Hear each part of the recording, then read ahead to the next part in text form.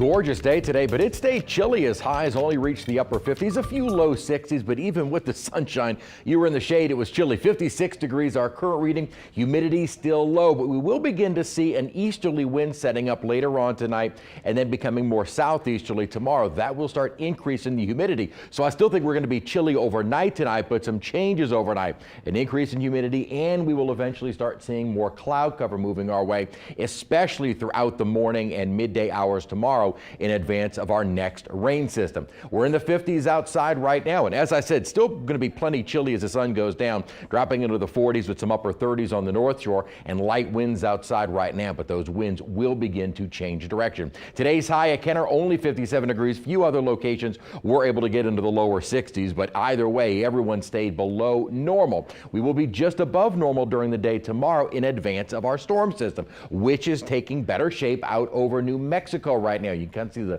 swirl here just to the east of Albuquerque. This is moving toward the Texas Panhandle. This will continue moving our way. In advance of that, we start to get more of that onshore wind, which starts to increase the humidity, increase our temperatures a bit. We'll be into the lower to mid 60s during the day. Mostly cloudy skies as we get the day started tomorrow, especially toward noon. This model still has us completely dry at noon.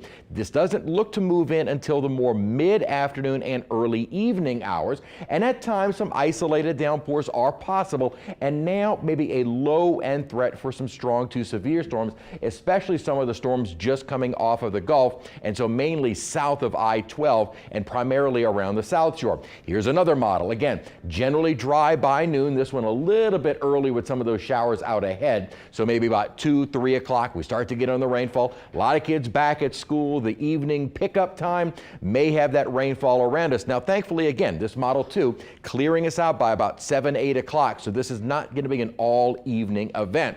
Kind of fast forwarding to next week, though, that will be more of an all-day event. Rainfall totals may be a little bit more than we saw yesterday morning, and so we do have the low-end threat for some isolated street flooding, and as I mentioned, also a low-end threat for maybe a few strong to severe storms. The risk, though, is the lowest at a level 1. If we do see any mainly gusty winds, can't always rule out an isolated tornado, but I think even that risk is going to be fairly low.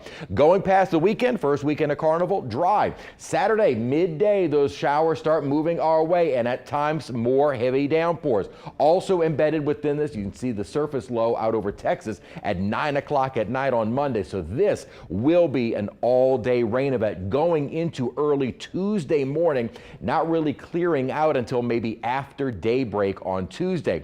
This is going to be a far stronger system, so a higher risk of severe storms at the moment, a level 2. Wouldn't be surprised to maybe see some areas lifted to a level 3 just based on the dynamics of this system that'll be taking shape, and also a higher risk of some street flooding. So higher risk of flooding on Monday and a greater threat for severe weather on Monday's system, which will take us right into early Tuesday. So tomorrow, mainly an afternoon to early evening, and then we're dry for the rest of the night. And again, dry for early tomorrow. Dry this weekend, staying on the cool side for King's Day, 12th night. Look great. No issues there. The issues will be Inauguration Day on Monday, as the rainfall is going to be across the state all day and going into early on Tuesday. That 65 will be probably before daybreak, with temperatures dropping throughout the day, and we will be chilly for about a day on Wednesday before we start to see our temperatures moderating back into the 60s next Thursday.